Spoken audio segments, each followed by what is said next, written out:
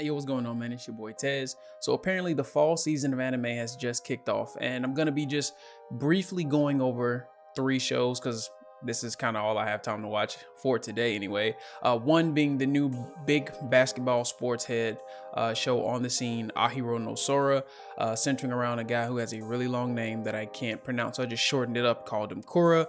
He's the main guy. Wonderful build to the show. Like, you get a sense of he's that character who's got a lot riding to be great. He does have the one typical thing that I saw last season with like Hana Murazuma.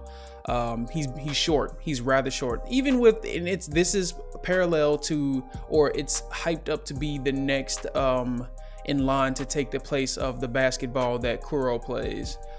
So it does give me that vibe because he is short, just relatively the same, but it's more not centered around the overall shonen theatrics that involve real world abilities that get manipulated into a realm where they seem godlike or ninja-like or fantasy, anything along those lines. So you could say that this one's more down to earth, more about the give and go, about the sports. And it will probably have a lot of character development, which I love in shows, especially with sports shows, because I'm also watching Diamond No Ace 2, and that's amazing. I don't really know when I ended up becoming a sports anime fan. I just ended up falling in love with the shows after watching Captain Tsubasa, and then I watched Diamond Ace 1. I still need to watch Eye Shield. That's all I'm missing. I'm missing one to come back around regarding football, and I think I'll be set. But man, it's amazing. You got characters, like I said, like Kura. You got his potential love interest that you see, somebody that he eventually looks like he does have a crush on her. You can obviously tell. Her name is Madoka. She's also a basketball player. She's on the female team, and she dressed like she got skills. She got the baggy pants on, big shirt, the arm. She got the AI look. She got the hot sauce from And One look. If you don't know who that is, then you just might have to look them up. But you also run into potentially other people who are on the basketball team. The basketball team in itself is just a group of thugs, and it's weird.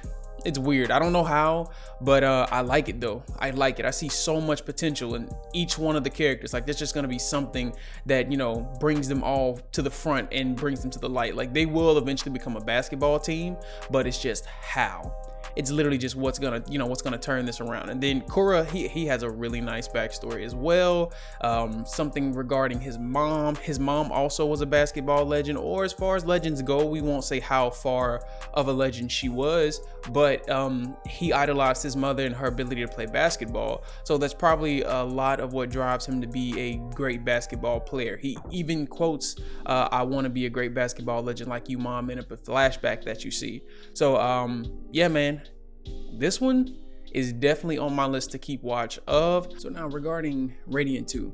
Radiant 2 picks back up where we left off in the last season, pretty much with a recap, which was, for anyone who didn't watch the first season, kind of fills you in on everything from all the major events, which were just the last arc, essentially. Nothing from the very beginning, but more or less what had just happened with Seth and the rest of the crew, and kind of where he is now. And then once they jump back out of the flashback, you get to see Seth sitting with Alma again and her flying home, and basically just, you know, having a conversation more or less about how he feels. And then you see the guys who tried to basically steal the treasure from the original city where we were introduced to Seth and Alma, and he was kind of just taken back, like, why are they here? But they begin to explain that they basically were subdued by Alma, and they chose to follow her because she is almighty and great.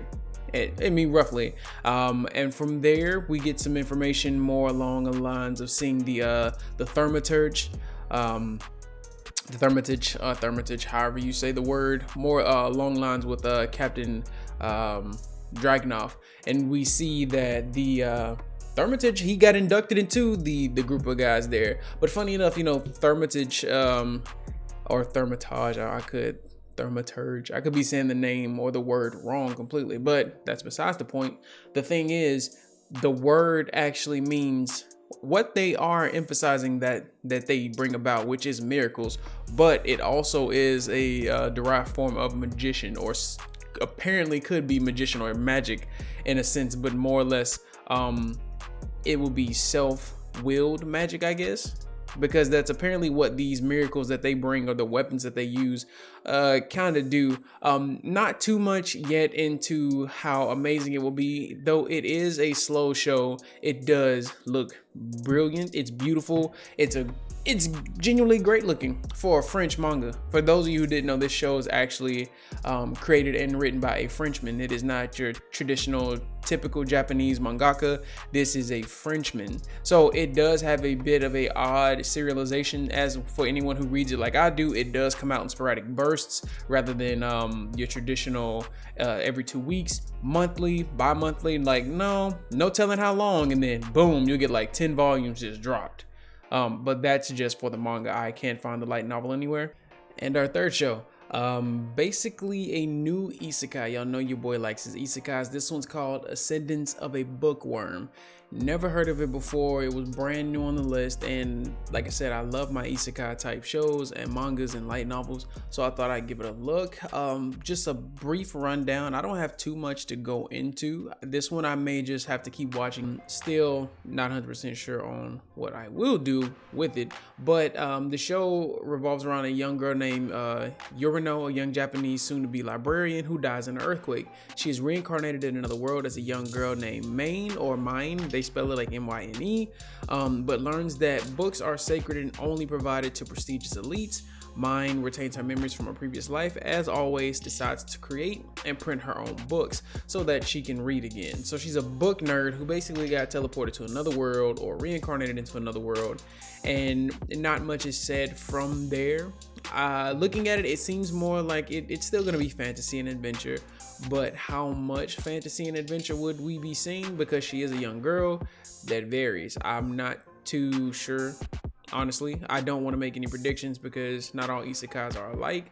This one definitely centering more around a young girl. Doesn't seem like it may have much time skip involved. The ones I usually watch tend to lean heavily more towards young adult to adult, teleported to another world. So we'll see, but that's been it, man. The fall season's getting started. It's definitely getting started. If you like anything, let your boy know. If there's something you're looking forward to this season, let me know. You know, I'm definitely looking forward to My Hero.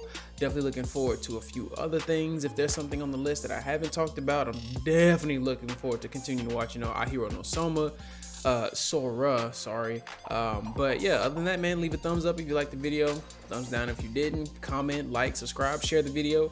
Anything else, I'll holler at y'all later, man. Be blessed. Peace.